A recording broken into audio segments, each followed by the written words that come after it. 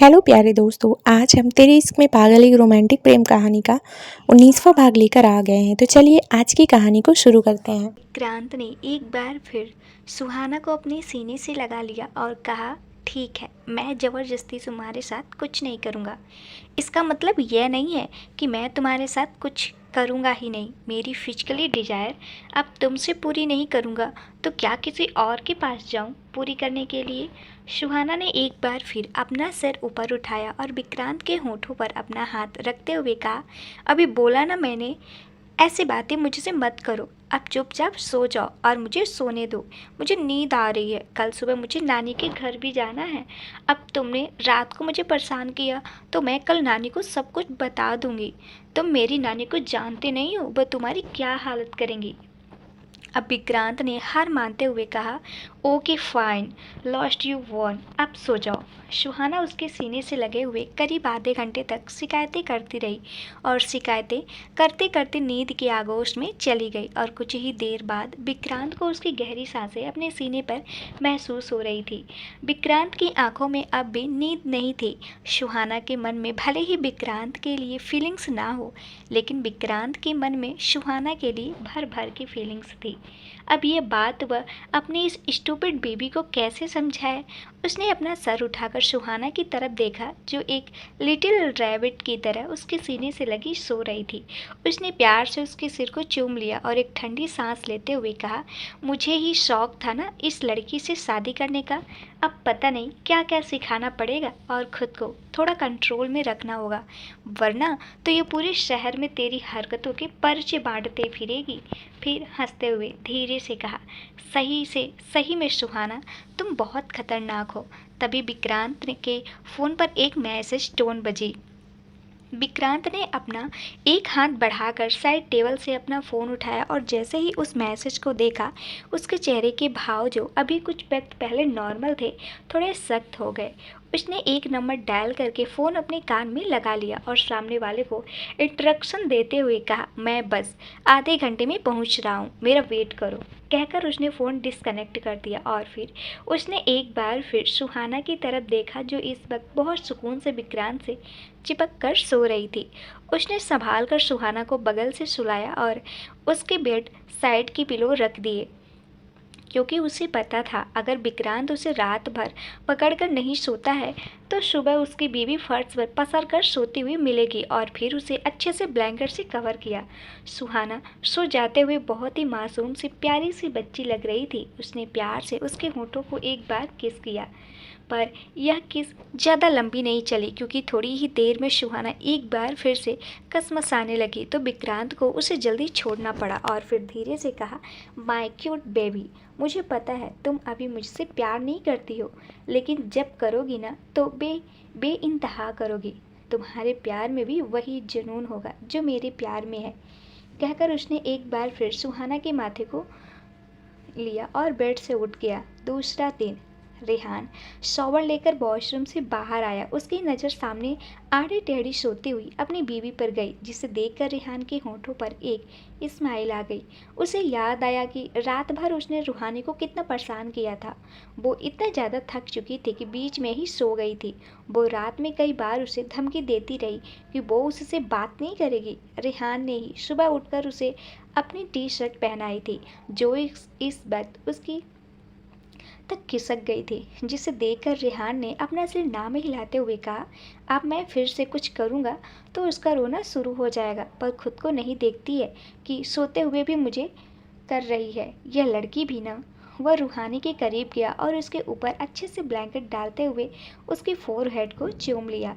रेहान के बाल अभी भी गीले थे तो उसके बालों से कुछ पानी की बूंदें टपकती हुई रूहानी के फेस पर गिरी, जिससे रूहानी ने अधकुली आंखों से रेहान की तरफ देखा भी करवटी बदलते हुए बोली, तुम जाओ यहाँ से, मुझे सोने दो। पहले भी रात भर सोने नहीं दिया तुमने।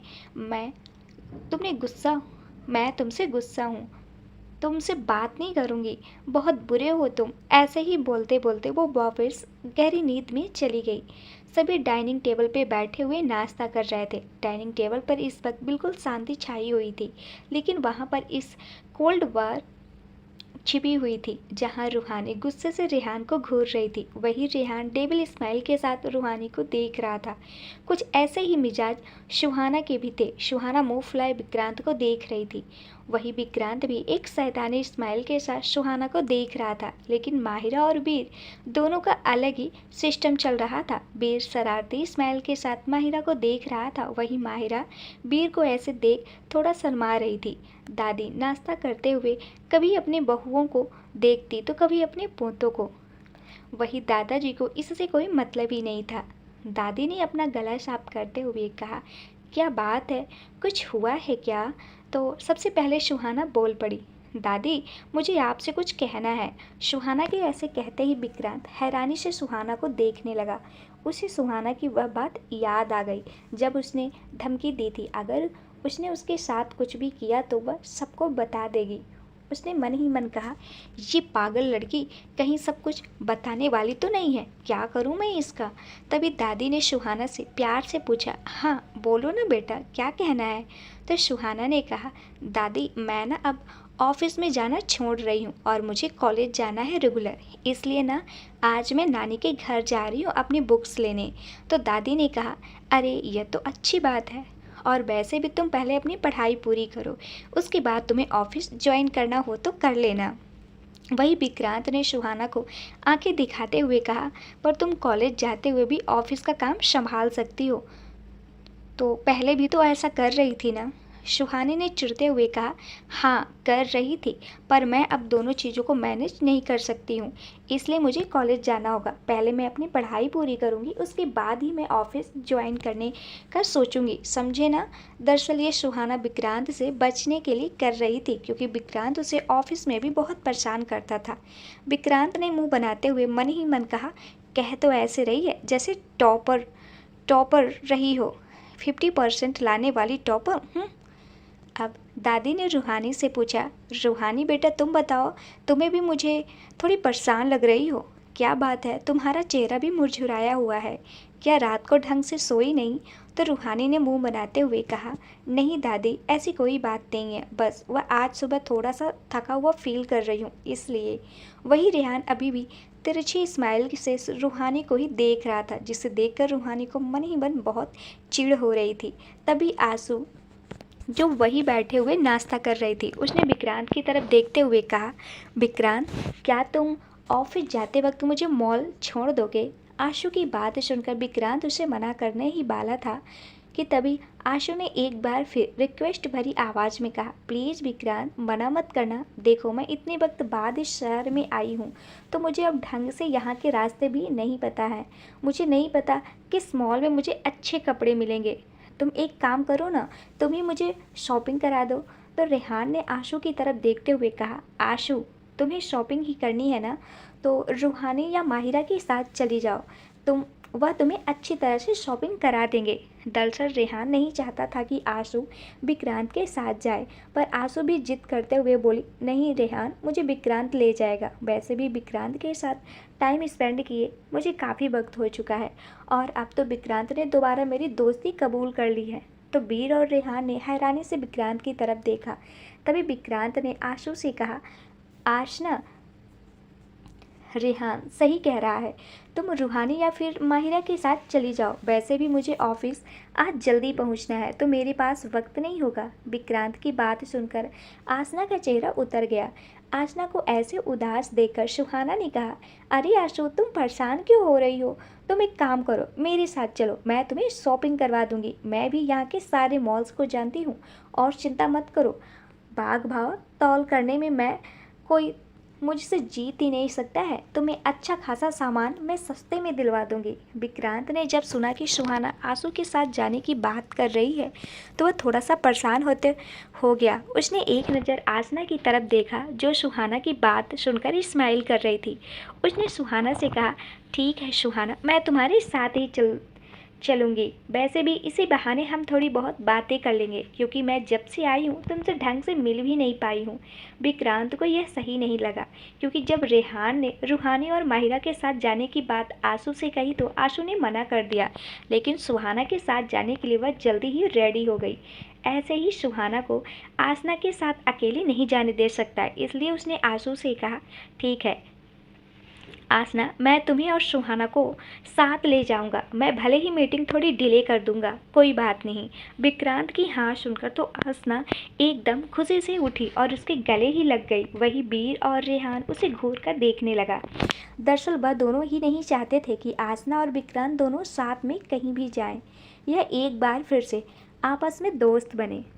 अब वह क्यों, यह तो वही दोनों जानते हैं। रेहान ने अपना नाश्ता फिनिश करने के बाद विक्रांत से कहा, विक्रांत पहले तुम मेरे साथ स्टडी रूम में आओ, मुझे तुमसे बात करनी है। विक्रांत समझ गया था कि रेहान उसे क्या बात करना चाहता है, तो उसने भी रेहान से कहा, ठीक है रेहान, मैं आ रहा हूँ, कहकर दोनों ही स्टडी रूम की तरफ चले गए। वही वीर भी उनके पीछे पीछे चला गया। वही आशु और सुहाना दोनों आपस में बात करने में बिजी हो गई। इस वक्त रूम में रेहान, विक्रांत और वीर तीनों ही मौजूद थे। रेहान ने थोड़ी गुस्से से विक्रांत से कहा, विक्रांत यह तुम क्या कर रहे हो? तुम ऐसी आसना के साथ दोबारा दोस्ती कैसे कर सकते हो? तुम्हें पता है ना कि आसना का तुम्हारे करीब रहना तुम्हारी खुद की शादी शुदा ज़िंदगी के लिए कितना गलत है। तो विक्रांत ने भी चिढ़ते हुए कहा, मैं खुद नहीं चाहता कि वह मेरे करीब रहे, बल्कि मैं तो यह भी नहीं चाहता कि वह सुहाना से भी दोस्ती बढ़ाए, लेकिन वह भी तो जिद पर आ चुकी है। मैं कई बार तो उसे समझा चुका हूँ कि उसके और मेरे बीच में दोबारा दोस्ती नहीं हो सकती है, लेकिन बार बार वह मेरे सामने रिक्वेस्ट कर रही थी, तो आखिरकार मैंने उसे समझा दिया कि हमारा रिश्ता आपस में दोस्ती तक ही रहेगा, उससे ज़्यादा नहीं। तो वीर ने कहा, तो तुम उसके साथ मॉल क्यों जा रहे हो, शॉपिंग के लिए? तो विक्रांत ने इरिटेट होते हुए कहा, तो क्या तुम यह चाहते हो कि मैं सुहाना और आशु दोनों को अकेले जाने दूं? इस मामले में मैं सुहाना को आसना के साथ अकेले कहीं नहीं जाने दे सकता, क्योंकि अगर गलती से भी आसना के मुंह से हमारे पास्ट के बारे में कुछ भी गलत निकल गया तो सुहाना के मन में हजारों सवाल उमड़ेंगे, जिनके जवाब शायद मैं उसे ना दे पाऊँ। रेहान ने उसकी बात पर कुछ नहीं कहा और चुपचाप उस रूम से बाहर निकल गया। वही वीर ने विक्रांत को समझाते हुए कहा, आसना इस घर में रह रही है तो जाहिर सी बात है सुहाना के भी वो करीब रहेगी, तो बेहतर यही होगा ना कि तुम किसी तरीके से सुहाना को अपने अतीत के बारे में सब कुछ बता दो, क्योंकि अगर सुहाना को यह बात आसना से पता चली तो शायद वो बर्दाश्त न कर पाए। अभी तुम्हारी नई नई शादीशुदा ज़िंदगी शुरू हुई है, इसलिए तुम्हें समझा रहा हूँ, आगे तुम्हारी मर्जी, कहकर वीर भी वहाँ से निकल गया। विक्रांत ने फ्रस्ट्रेट होते हुए कहा, यह तो मैं कभी नहीं होने दे सकता। मैं नहीं चाहता कि मेरे अतीत की वजह से सुहाना मुझसे दूर जाए। माना अभी वह मुझसे प्यार नहीं करती है, पर कभी ना कभी तो उसके दिल में मेरे लिए फीलिंग्स आएगी, और कोई भी पत्नी इस सच को कभी बर्दाश्त नहीं कर पाती। पर मैं उसे यह बात बताऊं भी तो कैसे? नहीं, मैं उसे सच कभी नहीं बताऊंगा, क्योंकि मैं उसे खुद से दूर जाते हुए नहीं देख सकता, कभी नहीं। रेहान ने हॉल में आकर रूहानी से कहा, रूहानी मैं तुम्हारा बाहर गाड़ी में वेट कर रहा हूँ, जल्दी से आओ, कहकर वह मेन डोर से बाहर चला गया। रूहानी ने जल्दी से खड़े होते हुए कहा, ठीक है दादी, मैं चलती हूँ, शाम को मिलते हैं, कहकर रूहानी ने दादी जी और दादा के पैर छुए और वहाँ से चली गई। वही दादी भी आशु की बात सुनकर थोड़ा परेशान हो गई थी। दरअसल दादी भी नहीं चाहती थी कि आशु विक्रांत के साथ पहले की तरह घुल मिल। ऐसे नहीं था कि दादी को विक्रांत पर भरोसा नहीं था, वह दोनों ही बच्चों से बहुत प्यार करती थी, लेकिन अतीत में जो भी उस वक्त हुआ था वह नहीं चाहती थी कि उसका असर विक्रांत की नई शादीशुदा जिंदगी पे पड़े। इस बारे में उन्होंने आशु को पहले ही समझाया भी था। विक्रांत गाड़ी में बैठा हुआ सुहाना का वेट कर रहा था। तभी आशु जल्दी से भागते हुए आई और जैसे ही वह आगे का डोर ओपन कर फ्रंट सीट पर बैठने लगी, विक्रांत ने उसे रोकते हुए कहा, आशु पीछे जाकर बैठो, यह सुहाना का सीट है, वह यहाँ बैठेगी। विक्रांत को उसे ऐसे रोकना आशु को बुरा लगा, लेकिन फिर भी उसने स्माइल करते हुए कहा, पर विक्रांत मैं तो जब भी पहले तुम्हारे साथ कहीं बाहर जाती थी तो आगे ही तो बैठती थी और तुम ही तो कहते थे ना कि मेरे साथ फ्रंट सीट पर तुम ही बैठा करो, फिर तुम मुझे मना क्यों कर रहे हो? तो विक्रांत ने आशु की तरफ देखते हुए कहा, आशना, तुम ना समझ हो या ना समझ बनने की कोशिश कर रही हो। क्या तुम्हें पता नहीं है, पहले और अब में बहुत फ़र्क हो चुका है। अब मेरी ज़िंदगी में सुहाना है, मेरी फर्स्ट प्रायोरिटी भी सुहाना ही है। तो मेरे साथ फ्रंट सीट पर मेरी बीवी मतलब सुहाना ही बैठेगी। विक्रांत की बातें आशु को कहीं ना कहीं बहुत चुभ रही थी, क्योंकि किसी वक्त उसकी फर्स्ट प्रायोरिटी आसना ही होती थी। उसने मन महसूस कर कहा, ठीक है विक्रांत, मैं पीछे ही बैठ जाती हूँ। अपनी बीवी तुम अपने साथ फ्रंट सीट पर बैठाओ। लास्ट की लाइन आसना ने थोड़ा तंजिया लेते हुए बोली और पीछे की सीट पर बैठ गई। उसने गाड़ी का जोर थोड़ा गुस्से से जोर से बंद उसने गाड़ी का डोर थोड़ा गुस्से से ज़ोर से बंद किया था कि विक्रांत समझ गया कि उसकी बात आशु को बहुत बुरी लगी है, लेकिन वह चाहता था कि आसना जल्द से जल्द इस बात को अच्छे से एक्सेप्ट कर ले। अब विक्रांत की ज़िंदगी में सिर्फ सुहाना ही है, वही आखिरी दम तक उसके साथ रहने वाली है और जितनी जल्दी आसना को इस बात को समझ जाएगी उसके लिए बेहतर होगा। सुहाना भी जल्दी से भागती हुई आई और आकर विक्रांत के बगल वाली सीट पर बैठ गई। उसने गाड़ी का डोर बंद किया और पीछे की तरफ मुड़ते हुए आशु से पूछा, आशु, मैं ज़्यादा लेट तो नहीं हो गई ना? कहीं तुम्हें ज़्यादा वेट तो नहीं करना पड़ा मेरा? तो आसना ने भी एक फीकी स्माइल के साथ कहा, नहीं, ज़्यादा वेट नहीं करना पड़ा, मैं खुद अभी 5 मिनट पहले ही आई हूँ। तो सुहाना ने भी स्माइल करते हुए वापस अपना फेस आगे कर लिया और वह सीट बेल्ट लगाने की कोशिश करने लगी, लेकिन सीट बेल्ट उससे सेट ही नहीं हो रही थी। विक्रांत ने जब सुहाना को सीट बेल्ट के साथ स्ट्रगल करते हुए देखा तो उसने अपना सर ना में हिलाया और फिर उसकी तरफ झुकने लगा। विक्रांत सुहाना की तरफ झुकते हुए उसके चेहरे के बहुत करीब आ गया था, जिस वजह से सुहाना काफ़ी आकवर्ड फील कर रही थी, क्योंकि इस वक्त गाड़ी में आसना भी मौजूद थी। पर विक्रांत यह कुछ जानकर भी कर रहा था ताकि आसना के मन में किसी भी तरह का कोई उम्मीद न रहे। लेकिन जब उसकी नज़र सुहाना के गुलाबी पड़ते चेहरे पे गई तो उसके होठों पर एक ना दिखने वाली छोटी सी स्माइल आ गई। वो जानबूझकर सीट बेल्ट लगाने में देरी कर रहा था ताकि वह सुहाना के करीब और भी देर रह सके। सुहाना विक्रांत की तरफ ना देखकर बाहर की तरफ देख रही थी। उसे बड़ी शर्म आ रही थी इस वक्त विक्रांत की आंखों में देखने से भी। विक्रांत ने सुहाना का सीट बेल्ट लगाया और उससे दूर हो गया। विक्रांत ने गाड़ी स्टार्ट करते हुए तिरछी नज़रों से सुहाना की तरफ देखते हुए कहा, स्वीट हार्ट, तुम कब यह सब करना खुद से सीखोगी? हर बार मुझे तुम्हारी सीट बेल्ट लगानी पड़ती है। सुहाना ने विक्रांत को अजीब नज़रों से देखा, जैसे कह रही हो, है इससे पहले कब तुमने मेरी सीट बेल्ट लगाई? पहली बार तो लगा रहे हो। कुछ भी। सुहाना भला ये कैसे जान सकती थी कि विक्रांत के दिमाग में इस वक्त क्या चल रहा है? विक्रांत सामने देखते हुए गाड़ी ड्राइव कर रहा था। वही आसना जो कुछ देर पहले हुए भाग्य को देख रही थी। उसका मूड थोड़ा खराब होने लगा था, पर उसने अपने चेहरे पर नहीं आने दिया और वह भी विंडो से बाहर देख रही थी। लेकिन बीच में वह अजीब सी नज़रों से सुहाना को भी देख रही थी, पर सुहाना इस बात से अनजान इस वक्त अपने फ़ोन में चैटिंग कर रही थी। कुछ ही देर में वह लोग मॉल पहुंच गए। विक्रांत गाड़ी का डोर ओपन कर बाहर आया और उसने सुहाना की तरफ का डोर ओपन कर उसका हाथ पकड़ उसे बाहर निकाला। आसना भी यही उम्मीद लगाए बैठी हुई थी, विक्रांत उसकी भी तरफ का डोर ओपन करेगा, लेकिन ऐसा नहीं हुआ। विक्रांत सुहाना से कोई बात करने में बिजी था और आसना के बाहर आने का वेट कर रहा था। आसना का कोई उम्मीद नहीं लगी कि विक्रांत उसकी गाड़ी का डोर ओपन करेगा, तो वह भी अब मन महसूस कर बाहर आ गई। लेकिन फिर भी वह खुश होते हुए विक्रांत के पास आई और उसका हाथ पकड़ते हुए बोली, विक्रांत, मुझे बहुत अच्छा लग रहा है। आखिर में इतने टाइम बाद तुम्हारे साथ कहीं बाहर आई हूँ। तुम्हें याद है, हम पहले भी अक्सर ऐसे ही।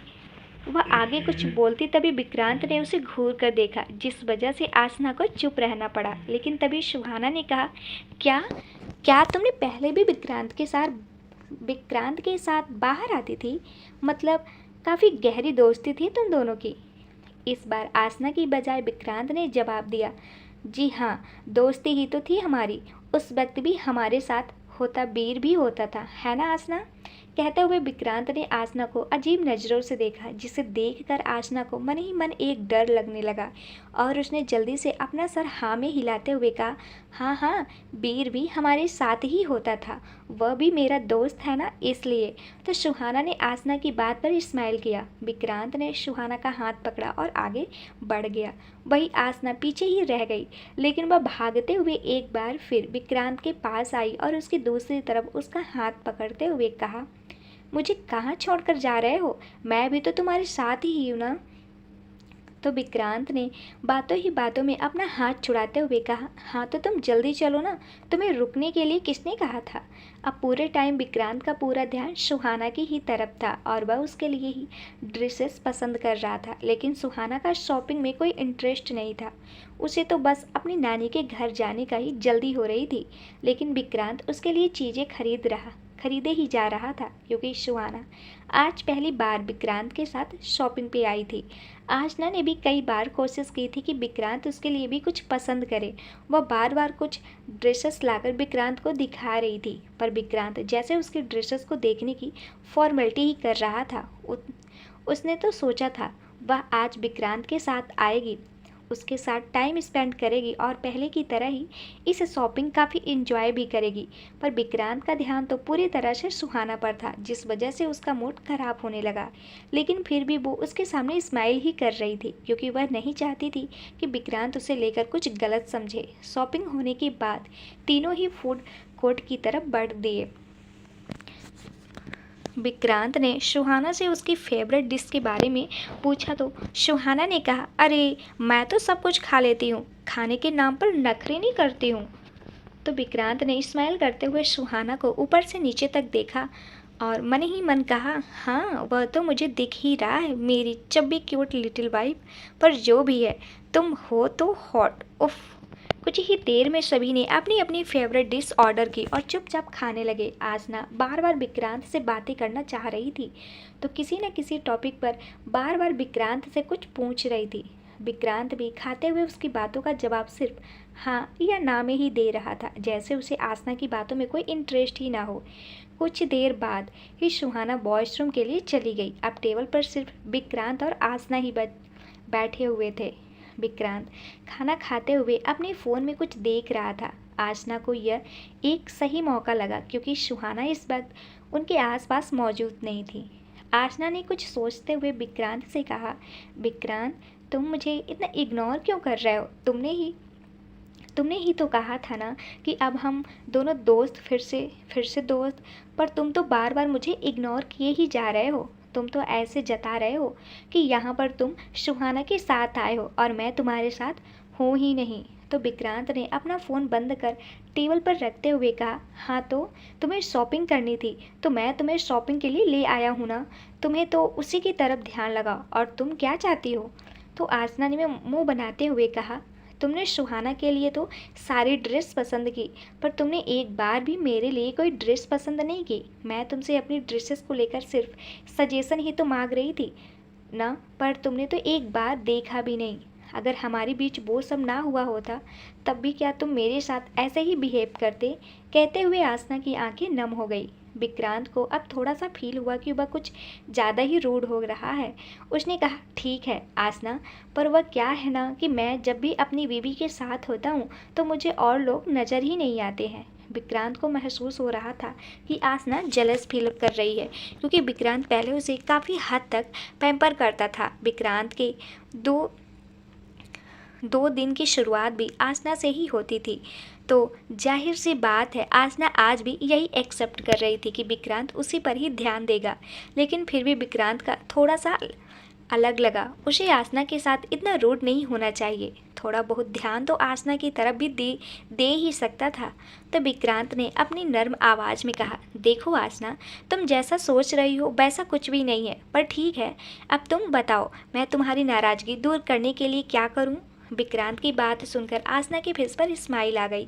उसने कहा, तो ठीक है, तुम मुझे मेरी फेवरेट वाली आइसक्रीम ला कर दो और तुम्हें अच्छे से पता है ना कि मेरी फेवरेट आइसक्रीम कौन सी है? तो विक्रांत ने अपनी पलकें झपकाते हुए कहा, ठीक है, मैं लेकर आता हूँ। विक्रांत को इसमें कोई बुराई ही नज़र नहीं आई। आसना ने उससे सिर्फ एक आइसक्रीम ही तो मांगी थी ना, तो वो उठकर वहाँ से चला गया। विक्रांत के जाते ही सुहाना भी वहाँ पे आ गई। सुहाना चेयर पे बैठते हुए बोली, अरे ये विक्रांत कहाँ गया? आसना ने सुहाना की तरफ देखा और एक अजीब सी स्माइल करते हुए कहा, वो क्या है ना, विक्रांत मेरी फेवरेट आइसक्रीम लेने के लिए गया है। और पता है सुहाना, इतने सालों बाद भी उसे याद है कि मेरी फेवरेट आइसक्रीम कौन सी है। सुहाना ने भी लापरवाही से कहा, अच्छा, पर ऐसा तो होना ही था, आखिर तुम दोनों दोस्त हो। मुझे भी अपने दोस्त की सारी फेवरेट चीज़ों के बारे में पता है। सुहाना के ऐसे जवाब देने से आसना को थोड़ी चिढ़ हुई। उसने तो सोचा था कि अगर वो ऐसा कहेगी तो सुहाना को थोड़ा बहुत तो जलन होगी, लेकिन सुहाना तो ऐसे रिएक्ट कर रही थी जैसे उसे कोई फर्क ही नहीं पड़ रहा हो। सुहाना अपना खाना खाते हुए अपने फ़ोन में देखने लगी तो आसना ने कुछ कुछ सोचते हुए सुहाना से कहा, सुहाना, क्या तुम विक्रांत को सारी फेवरेट चीज़ों के बारे में जानती हो? आसना का सवाल सुनकर सुहाना ने उसकी तरफ देखा और कुछ सोचते हुए कहा, नहीं, मुझे नहीं पता। क्या है ना, हमारी शादी को ज़्यादा वक्त नहीं हुआ है, अभी तो हमने साथ में रहना शुरू किया है, तो शायद धीरे धीरे मुझे पता चल भी जाए।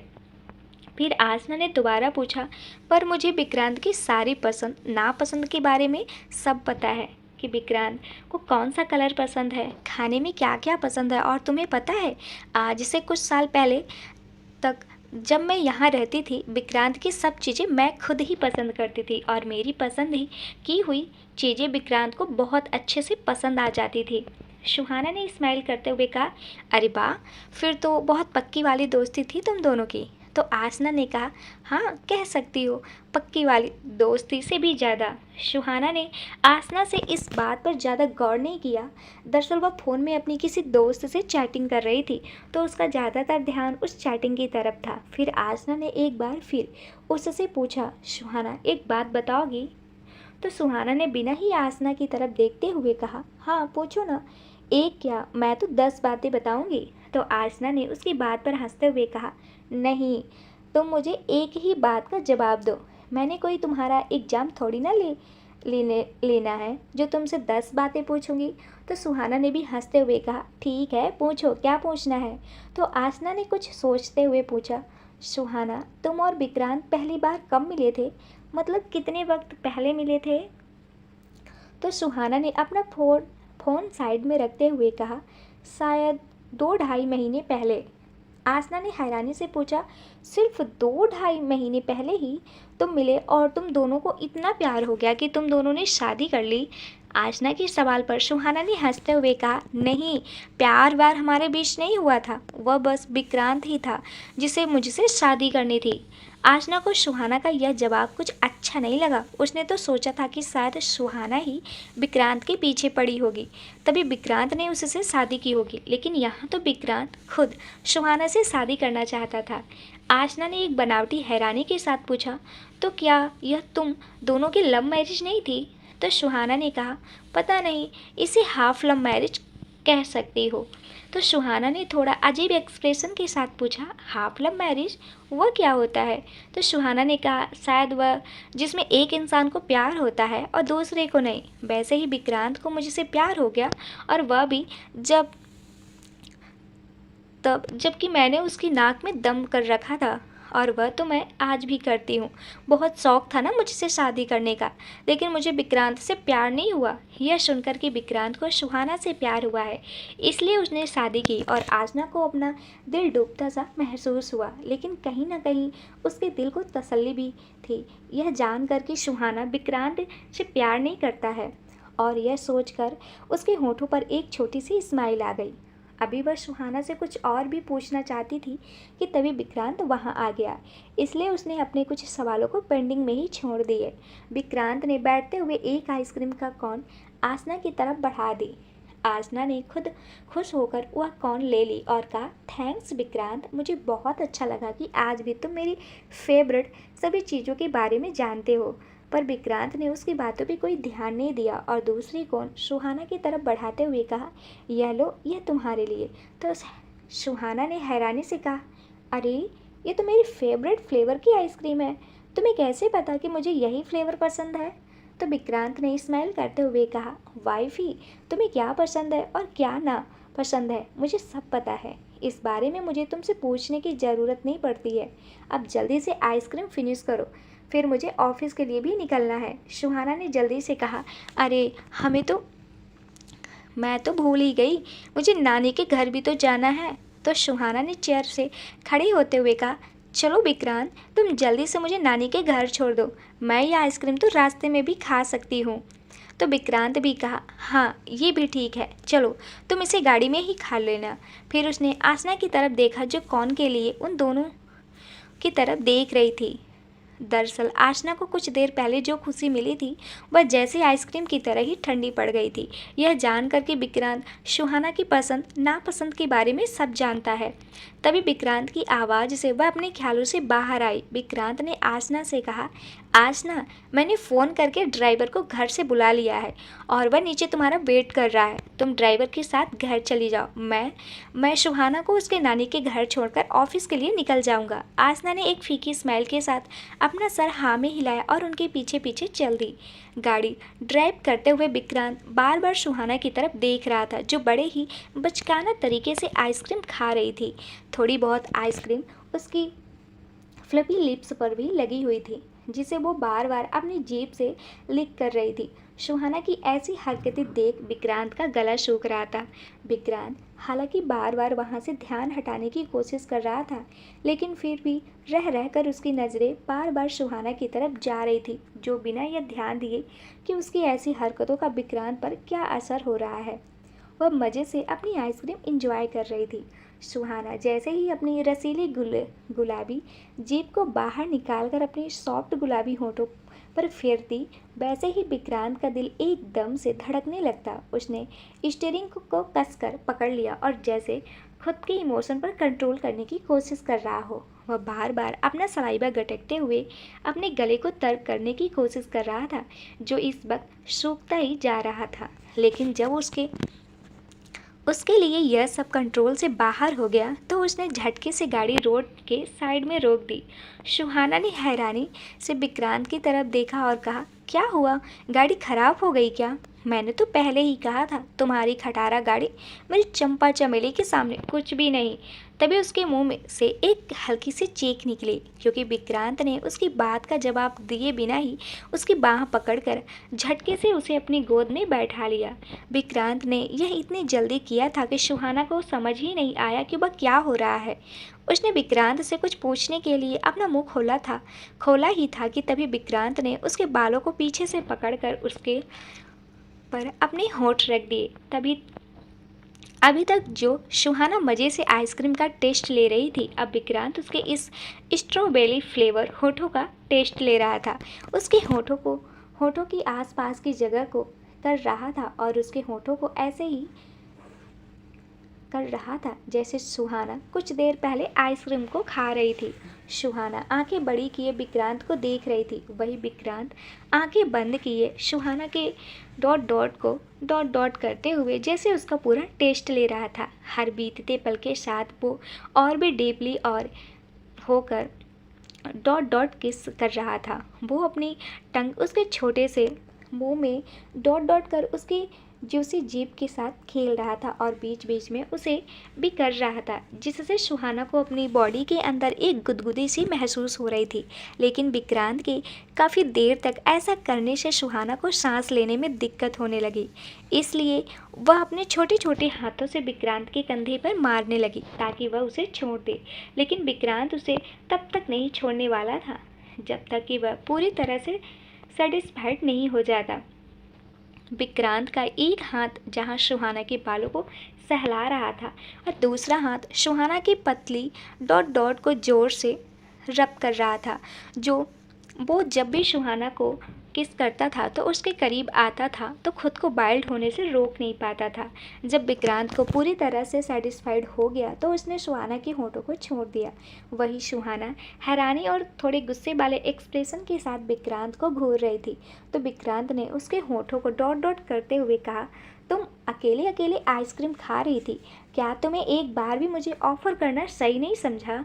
सुहाना ने अपनी आइसक्रीम की तरफ देखा जो पिघलकर उसके हाथों में बहने लगी थी। उसने रोनी सी शक्ल बनाते हुए कहा, तुम्हें आइसक्रीम ही खानी थी तो फिर दूसरी ला सकते थे ना, ऐसे किस करने की क्या ज़रूरत थी? मेरी वाली आइसक्रीम भी ख़राब हो गई। विक्रांत ने उसकी चिन पर डॉट डॉट करते हुए कहा, मैं तुम्हें किस कहाँ कर रहा था स्वीट हार्ट, मैं तो तुम्हारी उस आइसक्रीम का टेस्ट ले रहा था और हस्बैंड ऐसे ही आइसक्रीम का टेस्ट लेते हैं।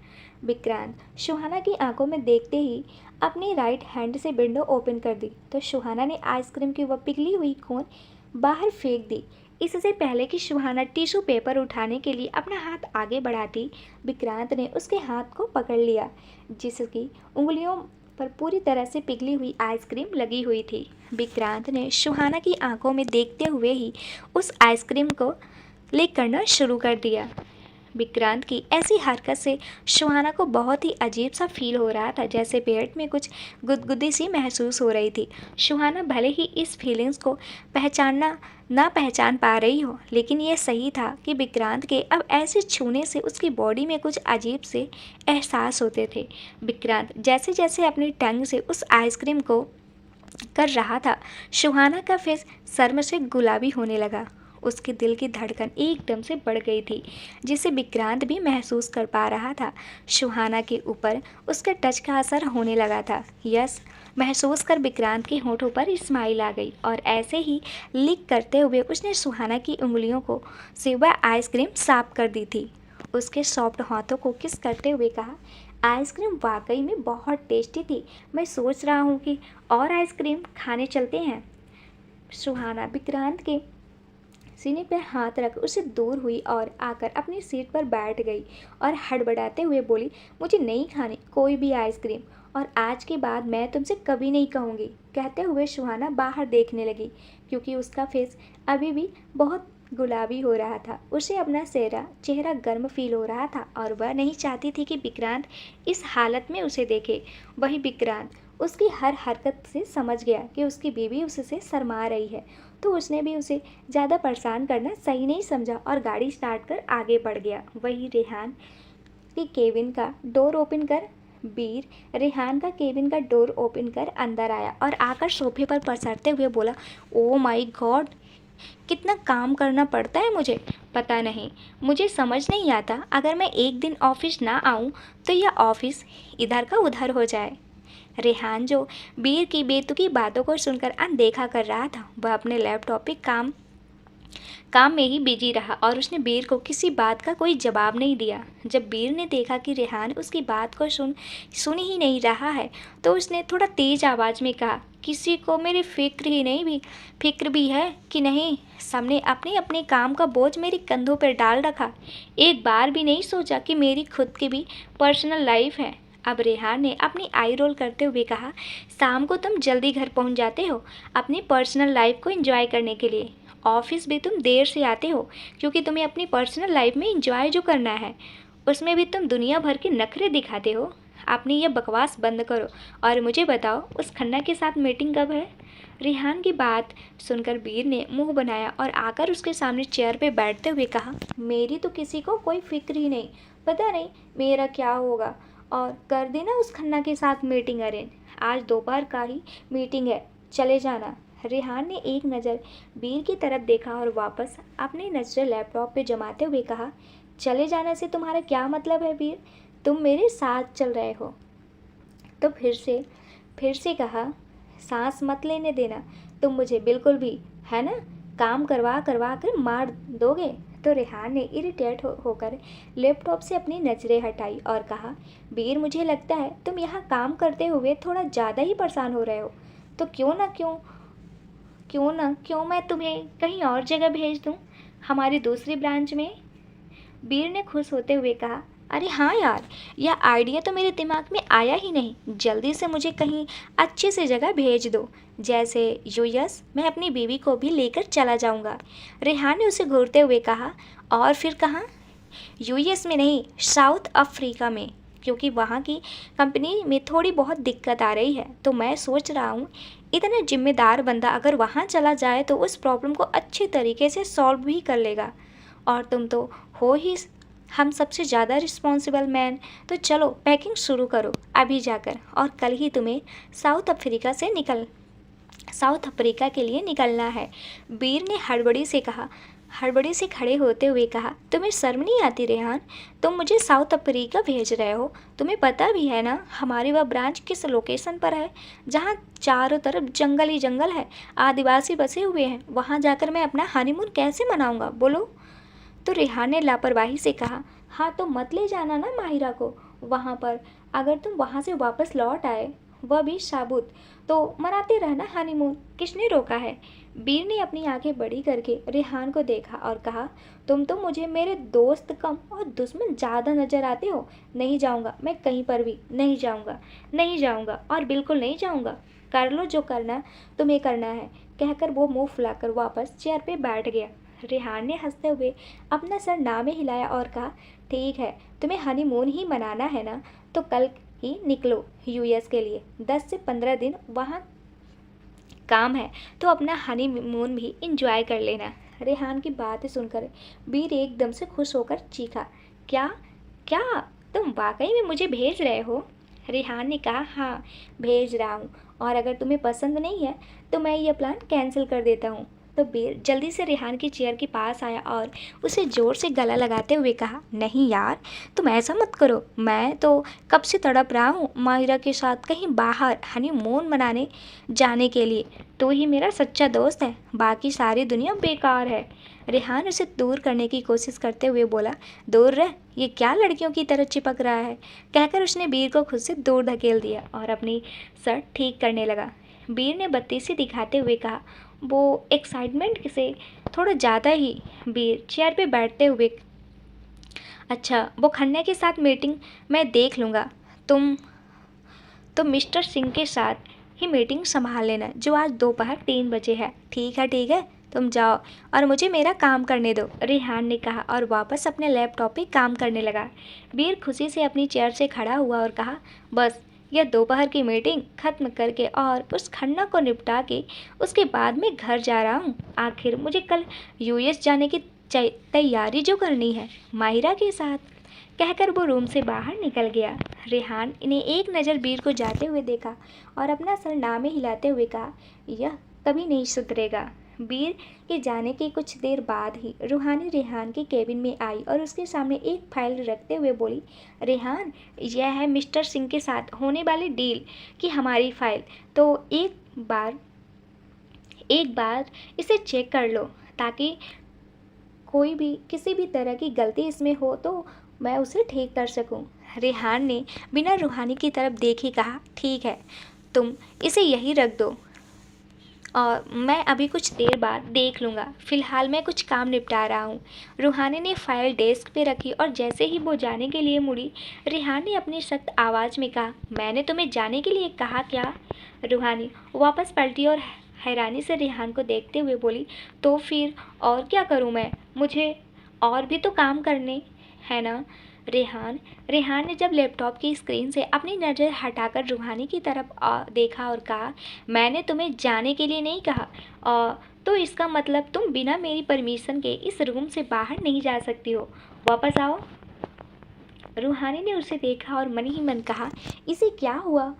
ऐसे ही कुछ भी सोचते हुए वो वापस आकर उसके सामने चेयर पर बैठ गई, क्योंकि उसे पता था कि अगर रेहान ने उसे जो कहा है तो उसे वो काम करना ही पड़ेगा। अब वह अपनी चिन को अपने दोनों हाथों पर टिकाए रेहान को देख रही थी, जो काफ़ी सीरियस होकर लैपटॉप में अपना काम कर रहा था। ऐसे ही 15 मिनट बीत गए। रूहानी ने कहा। अब क्या तुम पूरा दिन मुझे यही बैठने वाले हो? बैठाने वाले हो रेहान? रेहान ने एक नज़र रूहानी की तरफ देखा और फिर अपना लैपटॉप बंद कर दिया। फिर अपनी चेयर से टेक लगाते हुए कुछ पल रूहानी को देखा, जो उसे ही मुंह फुलाए देख रही थी। रेहान ने एक्सप्रेशनलेस फेस के साथ कहा, इधर आओ। रूहानी ने अपनी भौहें सिकोड़ते हुए कहा, क्यों? मैं क्यों आऊँ? तो रेहान ने अपनी रोलिंग चेयर को थोड़ा सा मूव करते हुए कहा, क्योंकि मैंने कहा इधर आओ तो इसका मतलब पास आओ। रूहानी ने अपना सर नाम हिलाया और कहा, मुझे नहीं आना तुम्हारे पास, और तुम सब भूल रहे हो कि ऑफिस है, तो ऑफिस में हमें अच्छे से बिहेव करना चाहिए। रूहानी ने ऐसा इसलिए कहा क्योंकि वह जानती थी कि रेहान का उसे अपने पास बुलाने का मतलब क्या है। रेहान ने अब थोड़ी सख्ती के साथ कहा, रूहानी, अगर तुम मेरे पास आती हो तो शायद तुम कम परेशान हो, लेकिन अगर मैं तुम्हारे पास आया तो तुम सोच भी नहीं सकती तुम कितना ज़्यादा परेशान होगी। रूहानी ने अपने आई रोल करते हुए मन ही मन कहा, बस इसे चीज का तो डर रहता है, इसकी ये धमकियाँ कभी खत्म होने का नाम ही नहीं लेती हैं। रूहानी मन मार कर चेयर से खड़ी हुई और रेहान के सामने जाकर खड़ी हो गई। रेहान ने जब देखा कि रूहानी उसके पास उसके कहने पर उसके सामने आई तो है, पर उससे दूर होकर खड़ी है, तो उसने अपनी सर्द आवाज़ में कहा, मैंने तुम्हें इतना दूर खड़ी होने के लिए नहीं कहा, मैंने कहा था कि तुम मेरे पास आओ, तो मतलब मेरे पास आओ। जानती थी कि अगर वो रेहान के पास इस वक्त गई तो रेहान उसकी क्या हालत करेगा। वैसे भी कल रात रेहान ने उसे बहुत परेशान किया था, इसलिए रूहानी के अब बस की नहीं थी कि रेहान से दोबारा झेलने की। रेहान लेकिन फिर भी उसे मन मार कर अपना एक कदम आगे बढ़ाया, लेकिन अभी भी वह रेहान से थोड़ा दूर ही खड़ी थी। तो रेहान ने अपना सर ना में हिलाते हुए रूहानी का एक हाथ पकड़ा और उसे झटके से अपने ऊपर खींच लिया। रेहान के ऐसा करने से रूहानी एकदम से चौंक गई और उसके मुंह से हल्की सी चीख निकल गई। अब वो रेहान की गोद में बैठी हुई थी और रेहान ने उसे अपनी मजबूत बाहों से कसकर पकड़ा हुआ था। रेहान ने रूहानी के गालों को अपने एक हाथ से पकड़ते हुए कहा, तुम एक बार में मेरी बात क्यों नहीं मान सकती? रेहान ने ऐसे पकड़ते ही रूहानी के होंठ का पाउट बन गया, जो रूहानी को बहुत ही क्यूट बना रहा था। रूहानी ने पहले अपनी आंखों से इशारे से रेहान के हाथ की तरफ इशारा किया, जिससे उसने उसके गालों को पकड़ा हुआ था, तो इस वजह से रूहानी बोल नहीं पा रही थी। तो रेहान ने उसका इशारा समझते ही उसके गालों को छोड़ दिया। तो रूहानी ने अपनी गाल सहलाते हुए कहा, तुम इतने ज़ोर से क्यों पकड़ते हो? मेरे गाल धीरे से नहीं पकड़ सकते? रेहान ने उसके गाल को पिंच करते हुए कहा, मेरी मर्जी, और यह बटर सॉफ्ट गाल भी मेरे, और तुम भी मेरी, जैसी मर्जी आए पकड़ूं। अब मेरी बात का जवाब दो। तो रूहानी ने होठों का पाउट बनाते हुए कहा, पहले तुमने मुझे कल रात में परेशान किया था, तो अब तुम मुझे दोबारा परेशान करना चाहते हो ना, इसलिए मैं तुम्हारे पास नहीं आ रही थी। और जब भी तुम मुझे अपने पास बुलाते हो ना, तो मैं इसका मतलब अच्छे से समझती हूँ कि तुम क्या करने वाले हो। तो रेहान ने सराहती स्माइल के साथ पूछा, क्या करने वाला हूँ? से तुम्हारा क्या मतलब? तो रूहानी ने चिढ़ते हुए कहा, वही जो तुम हमेशा करते हो मेरे साथ। रेहान ने उसे फिर से छेड़ते हुए कहा, क्या करता हूँ तुम्हारे साथ हमेशा, मुझे बताओ। अब रूहानी समझ गई कि रेहान उसे परेशान करने के लिए यह सब कर रहा है, तो उसने थोड़ा गुस्से से रेहान के कंधे पे मारते हुए कहा, मैं तुम्हारे तरह बेशरम नहीं हूँ रेहान कि सब कुछ खुलकर बोलूँ। तो रेहान, जो अभी उसे और परेशान करना चाहता था, उसने रूहानी की डॉट को तरीके से सहलाया और सहलाते हुए कहा, तो बन जाया करो ना थोड़ी बेशर्म, वैसे भी अपने हस्बैंड के सामने थोड़ा बेशर्म होना ही अच्छा होता है। कहने के साथ ही रेहान ने उसकी कमर को डॉट कर दिया, जिससे रूहानी के मुंह से एक चीख निकल गई और वह अपने हाथ से अपनी कमर को सहलाने लगी। उसने गुस्से से रेहान को घूरा। रेहान ने रूहानी को झटके से अपनी गोद में उठाया और खड़े होते हुए कहा, ऐसे क्या देख रही हो? अगर मैं तुम्हारे साथ ऐसा नहीं करूँगा तो फिर कौन करेगा? रूहानी, और तुम्हारा हस्बैंड ऐसा ही है, जो तुम्हें तो पूरी ज़िंदगी उसे ऐसे ही झेलना होगा। कहकर उसने रूहानी पर अपनी पकड़ कस ली और उसे लेकर सीक्रेट रूम की तरफ बढ़ गया। अब रूहानी समझ गई कि अब तो वह गई रेहान अब उसे नहीं छोड़ने वाला। तो रूहानी ने उसके सीने पे मारते हुए कहा, मुझे नीचे उतारो, मुझे नहीं जाना तुम्हारे साथ उस रूम में। तो रेहान ने कहा, क्यों? पर मुझे जाना है तुम्हें लेकर उस रूम में। Because I need you right now, I want to right now. कुछ देर बाद रूम में रूहानी और रेहान के डॉट डॉट फर्श पर लापरवाही से बिखरे हुए थे। वही दोनों ही इस वक्त पूरी तरह से एक दूसरे के डॉट डॉट में खोए हुए थे। पूरे रूम में रेहान की गर्म सांसों की आवाज़ें गूंज रही थी, वही रूहानी की मदहोश भरी सिसकियाँ की आवाज़ें उस रूम के माहौल को और भी ज़्यादा गर्म बना रही थी।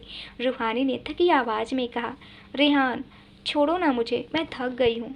रेहान ने अपनी वॉइस में कहा, अभी नहीं, और उसकी गर्दन को डॉट डॉट करने लगा, जिससे पहले से ही डॉट डॉट करके लाल कर दिया था। करीब 1 घंटे बाद रेहान थक कर उसके ही पर सिर टिकाकर लेट गया। रूहानी जो कब से सो चुकी थी, उसकी इतनी भी हिम्मत नहीं हो रही थी कि अपनी आंखें भी खोल सके।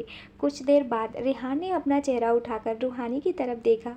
उसके चेहरे पर थकान साफ नजर आ रही थी। उसने रूहानी के चेहरे को थपथपाते हुए कहा, हे, अभी से सो गई? रूहानी ने आंखें बंद किए ही उन्नीसी आवाज़ में कहा, अब मुझ में हिम्मत नहीं है रेहान, मुझे नींद आ रही है, प्लीज़ हटो मेरे। रेहान ने उसके लिप्स पर छोटी सी किस करते हुए कहा, बस हमें 1 घंटे बाद मीटिंग के लिए जाना है, उठ जाओ मेरी जान। रूहानी ने कहा, तुम बहुत बुरे हो, तुम्हें पता था ना कि हमें मीटिंग के लिए जाना है, तो क्यों यह सब किया? तुम इसलिए मुझे ऑफिस लाते हो? मैं नहीं आऊँगी कल से तुम्हारे साथ ऑफिस। रेहान ने एक गहरी सांस लेकर अपना सर वापस रूहानी के सॉफ्ट के ऊपर टिका लिया। कुछ देर पहले वो रूहानी से अलग हुआ और उसने रूहानी को अपनी गोद में उठा लिया और उसे लेकर वॉशरूम की तरफ बढ़ गया। कुछ देर बाद रूहानी और रेहान दोनों ने ही चेंज कर लिया था। रूहानी को अभी भी थकान महसूस हो रही थी, क्योंकि रात को भी उसकी नींद अच्छी तरह से पूरी नहीं हुई थी। उसने रेहान की तरफ देखा, जो ड्रेसिंग के आगे खड़े होकर अपने बालों को सेट कर रहा था। उसे देखकर लग ही नहीं रहा था कि वो जरा भी थका हुआ है। रूहानी उसके सामने आकर खड़ी हो गई और रेहान के शर्ट के बटन के साथ खेलते हुए बोली, रेहान, क्या आज की मीटिंग तुम अकेले अटेंड नहीं कर सकते हो? तब तक मैं थोड़ा सा सो लूँगी, मुझे बहुत नींद आ रही है। रेहान जो उसके बालों को सेट कर रहा था, उसने रूहानी के चेहरे की तरफ देखा और वाकई में रूहानी काफ़ी थकी हुई महसूस कर रही थी। तो रेहान ने उसको नोच को पिंच करते हुए कहा, बस तुम ये मीटिंग अटेंड कर लो, उसके बाद मैं तुम्हें ड्रॉप कर दूंगा, तुम घर जाकर आराम कर लेना। रूहानी ने जिद करते हुए कहा, रेहान प्लीज़ मुझे घर जाने दो ना, अभी मुझे नींद आ रही है। रेहान की बात सुनकर रूहानी ने मुंह बना लिया और उसकी तरफ पीट करके खड़ी हो गई। रेहान ने पीछे से रूहानी के कंधों पे अपनी बाहें लपेटी हुई थी, फिर उसकी नेक पर डॉट डॉट करते हुए कहा, बस 1 घंटे की बात है, उसके बाद मैं तुम्हें घर छोड़ दूंगा। अगर तुम ऐसे ही करोगी तो कैसे कुछ सीख पाओगी? चलो अब जिद मत करो, वैसे भी हमें देर हो रही है। अब रूहानी का मन महसूस कर उसके साथ जाना ही पड़ा। राठौर मेंशन। आसना दादी के रूम में उसकी गोद में सिर रखे लेटी हुई थी। दादी प्यार से उसका सिर सहलाते हुए बोली, क्या हुआ मेरी बच्ची, इतने उदास क्यों है? आसना ने उदासी भरी आवाज़ में कहा, दादी विक्रांत कितना बदल गया है ना, पहले वो मेरा कितना ख्याल रखता था, मेरी हर जिद पूरी करता था, अब तो उसे अपनी बीवी के अलावा कोई नज़र ही नहीं आता है। दादी आसना की बात समझ रही थी, वो जानती थी कि आसना को इस बात का बुरा क्यों लग रहा है। दादी ने प्यार से आसना को समझाते हुए कहा, आशु, पहले और अब की हालत में काफ़ी फ़र्क है। अब विक्रांत की शादी हो चुकी है और सुहाना उसकी पत्नी है, तो विक्रांत की फर्स्ट प्रायोरिटी सुहाना है और रहेगी ना। और वैसे भी उनकी नई शादी हुई है, तो दोनों को भी ज़्यादा से ज़्यादा वक्त एक दूसरे के साथ बिताना चाहिए ना। दादी की बात सुनकर आसना उठकर बैठ गई और थोड़ी नाराज़गी से बोली, दादी मैंने आपको अपनी परेशानी ये सोचकर बताई थी कि आप विक्रांत को समझाएंगी कि उसकी बीवी के अलावा भी इस घर में और लोग रहते हैं जिनके साथ उसे थोड़ा वक्त बिताना चाहिए, और आप उल्टा मुझे समझाने लगी। आसना की बात सुनकर दादी ने थोड़ी नाराज़गी से कहा, आसना, मैं तुम्हें समझा रही हूँ तो इसका मतलब साफ है कि तुम ये बच्चों वाली हरकतें करना बंद करो। और एक बार कह दिया ना कि विक्रांत का पहला फ़र्ज यही बनता है कि वो सुहाना का ख्याल रखे, ना कि पहले की तरह तुम्हारे नखरे उठाता फिरे। दादी की बात सुनकर आसना ने अपना सर झुका लिया। दादी ने थोड़ा खुद को शांत करते हुए कहा, अब इस बात को तुम जल्द से जल्द एक्सेप्ट कर लो कि विक्रांत और तुम्हारा रिश्ता पहले की तरह नहीं हो सकता, और मैं नहीं चाहती कि तुम्हारी बेवकूफ़ी की वजह से विक्रांत और सुहाना की शादीशुदा ज़िंदगी में किसी भी तरह की कड़वाहट घुले। कुछ ही देर चुप रहने के बाद दादी ने एक बार फिर से कहा, पहले ही तुम्हारी वजह से रेहान और विक्रांत के बीच में काफ़ी दूरियां आ गई हैं। आसना को दादी की बात सुनकर बुरा लगा और वो बिना कुछ कहे उठकर बाहर चली गई। दादी उसे जाते हुए देखा और अफसोस से कहा, ये लड़की जिद करना कब बंद करेगी। सुहाना अपनी नानी के पास सोफे पर बैठी हुई बातें कर रही थी और उनके हाथ की बनाई खीर खा रही थी। नानी प्यार से सुहाना को देख रही थी। जब से सुहाना की शादी हुई थी उस दिन के बाद से सुहाना आज उनसे मिलने आई थी। नानी ने सुहाना से प्यार से पूछा, गुड़िया, तुम खुश तो हो ना? वहाँ जमाई बाबू तुम्हें परेशान तो नहीं करते हैं? तुम पर गुस्सा तो नहीं करते ना? सुहाना ने खीर खाते हुए कहा, अरे नानी, आपकी सुहाना क्या किसी से कम है? कोई मुझे परेशान करके तो दिखाए। तो नानी ने अपना माथा पीटते हुए कहा, अरे मैं कैसे भूल गई कि लोग तुम्हें नहीं, तुम लोगों की नाक में दम करके रखती हो। फिर नानी ने सुहाना को समझाते हुए कहा, बेटा, अपने पति की पूरी रिस्पेक्ट किया करो और ससुराल में भी सभी के साथ मिलजुल कर रहा करो। और सुबह जल्दी उठ तो जाती हो ना, क्योंकि तुम उस घर की बहू हो, उस नाते तुम्हारा भी कुछ फर्ज बनता है। नानी सुहाना को समझाए जा रही थी, वही सुहाना का पूरा ध्यान तो खीर खाने में था। जब नानी ने देखा कि सुहाना उसकी बात पर ध्यान नहीं दे रही है तो इस बार उन्होंने थोड़ा डांटते हुए कहा, सुहाना, तुम मेरी बात सुन क्यों नहीं रही हो? सुहाना ने बिना नानी की तरफ देखी कहा, सुन तो रही हूँ नानी, आप हमेशा वही बातें करती रहती हैं, इसलिए मैंने जवाब नहीं दिया। तभी सुहाना को कुछ याद आया। उसने नानी की तरफ देखते हुए कहा, नानी, दादी आपसे मिलना चाहती हैं। तो नानी ने मुस्कुराते हुए कहा, मैं भी उनसे मिलना चाहती हूँ। तो सुहाना ने खुश होते हुए कहा, तो फिर ठीक है, आप आज मेरे साथ ही चलिए, दोनों का मिलना भी हो जाएगा। अरे नहीं, ऐसे अचानक जाना अच्छा नहीं लगता है बेटा, मैं फिर कभी आऊँगी, आने से पहले ही तुम्हें फ़ोन कर दूँगी, ठीक है? नानी ने उसे समझाते हुए कहा। सुहाना कुछ कहने ही वाली थी, तभी डोरबेल बजने की आवाज़ आई। नानी ने कहा, लगता है शायद जमाई बाबू आ गए हैं। तो सुहाना ने हैरान होते हुए कहा, इतनी जल्दी? अभी तो। कहते हुए सुहाना की नज़र जैसे ही वॉल क्लॉक की तरफ गई तो उसने देखा कि शाम के 7 बज रहे थे। उसने हैरानी से कहा, इतनी जल्दी टाइम बीत गया, पता ही नहीं चला। तो नानी ने सुहाना को कहा, पहले जाकर दरवाज़ा तो खोलो सुहाना, वह क्या बाहर खड़े रहेंगे? सुहाना जल्दी खड़ी हुई और डोर ओपन करने के लिए चली गई। गेट खोलते ही सामने उसे विक्रांत नजर आया, जो अपनी एक पॉकेट में हाथ डाले और फ़ोन में कुछ चेक कर रहा था। सुहाना ने थोड़ी अजीब टोन में कहा, बड़ी जल्दी आ गए, आप थोड़ा लेट हो जाते तो क्या चला जाता, मुझे थोड़ा और टाइम स्पेंड करने का वक्त मिल जाता ना नानी के साथ। विक्रांत ने बिना उसकी तरफ देखे उसे एक हाथ से उसे साइड किया और अंदर आ गया। विक्रांत के उसे ऐसे इग्नोर करने से सुहाना ने गुस्से से अपनी कमर पे हाथ रखा और उसे घूरते हुए बोली, एटीट्यूड तो देखो इनका, जैसे कहीं के संसहा हो। और वह भी उनके पीछे पीछे आ गई। विक्रांत को देखकर नानी सोफे से खड़ी हुई और मुस्कुराते हुए विक्रांत से बोली, आओ बेटा, मैं तुम्हारा ही इंतज़ार कर रही थी, आओ बैठो। तो सुहाना ने नानी से कहा, क्यों, मुझे भेजने की बड़ी जल्दी हो रही थी आपको? तो नानी ने उसे घूर कर देखा, जैसे चुप रहने का इशारा कर रही हो। विक्रांत ने इस बार भी सुहाना की बात का जवाब नहीं दिया और जाकर सोफे पर बैठ गया। तो दोस्तों, आगे क्या होगा ये जानने के लिए इस कहानी का अगला भाग ज़रूर सुनिए, जो जल्द ही इस चैनल पर प्रसारित कर दिया जाएगा।